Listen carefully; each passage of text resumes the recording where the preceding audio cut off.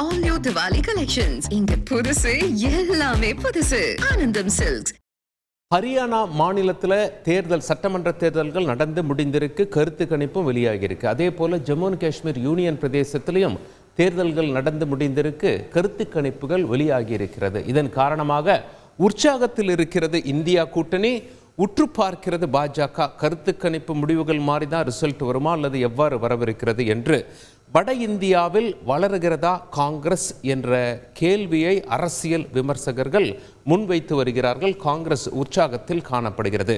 முதல்ல ஹரியானா மாநிலத்தில் நடைபெற்ற சட்டமன்ற தேர்தல்களை பொறுத்தவரை அங்கே 10 ஆண்டு காலம் பாஜக ஆட்சி என்பதை நாம் புரிந்து கொள்ள வேண்டும். காங்கிரஸ் ஆட்சியை பிடிக்கும் என்கிறது கருத்து கணிப்பு.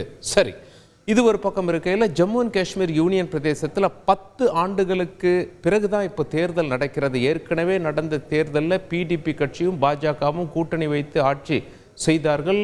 முழுமையாக அந்த தவணையை அவர்கள் நிறைவு செய்யவில்லை. அது மட்டும் இல்லை, 5 ஆண்டுகளுக்கு முன்பாக காஷ்மீருக்கு கொடுக்கப்பட்டிருந்த சிறப்பு அந்தஸ்து அதிரடியாக நீக்கப்பட்டது. ஆர்டிகல் 370 என அழைப்பார்கள்.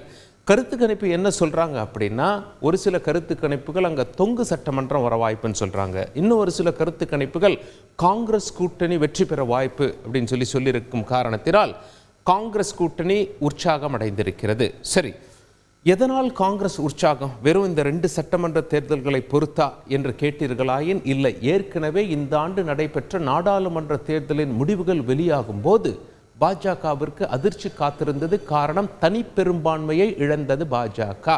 கூட்டணி ஆட்சித்தான் தற்பொழுது நடைபெற்று வருகிறது.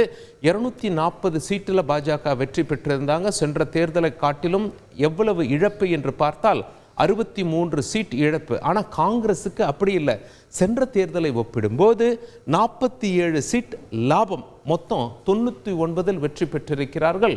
காங்கிரஸ் கூட்டணி, அதாவது இந்தியா கூட்டணியும் மிகப்பெரிய பலத்தோடு நாடாளுமன்றத்தில் எதிர்க்கட்சியாக அமைந்திருப்பது குறிப்பிடத்தக்கது. காங்கிரஸ் தோல்வியே அடைந்திருந்தாலும் பாஜக தனிப்பெரும்பான்மையோடு வெற்றி பெறவில்லை என்ற உற்சாகத்தில் காங்கிரஸ் இருக்கிறது. அது மட்டுமில்லை, அதீதமாக தன்னுடைய வாக்கு வங்கியை அதிகரிப்பதால் காங்கிரஸ் உற்சாகம் அடைந்திருக்கிறது, உத்தரப்பிரதேசத்தில் உள்பட.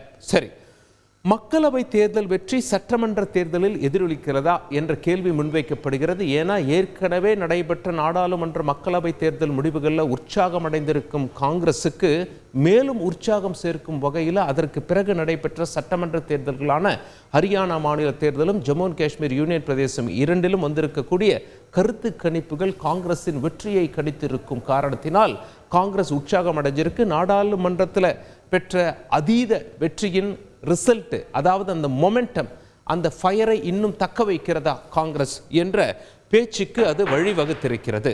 சரி, ஐடி நகரங்களை கைப்பற்றுகிறது காங்கிரஸ். ஏற்கனவே பெங்களூரு, அதாவது கர்நாடகா, அது மிகப்பெரிய ஐடி ஹப் என்று நமக்கு தெரியும். அது காங்கிரஸ் வசம் இருக்கிறது. ஹைதராபாத், தெலுங்கானாவில் காங்கிரஸ் ஆட்சியை பிடித்து விட்டது.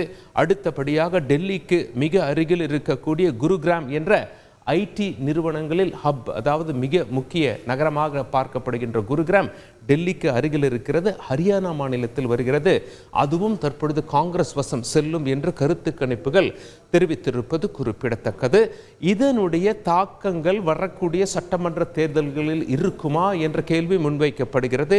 வரக்கூடிய சட்டமன்ற தேர்தல்கள் என்று பார்க்கும் பொழுது மிகப்பெரிய மாநிலம் மகாராஷ்டிரா, அங்கேயும் கூட்டணிக்குள்ள பல குழப்பங்கள் இருக்கிறது.